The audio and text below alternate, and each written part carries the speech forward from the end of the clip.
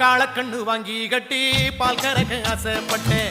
கோழி குஞ்சு குட்டி போட கோயிலுக்கு நெந்துகிட்டேன். முட்டாளாயிருக்கேடி மானே, அடி ஒட்டாதே என் வாழ்க்கைதானே.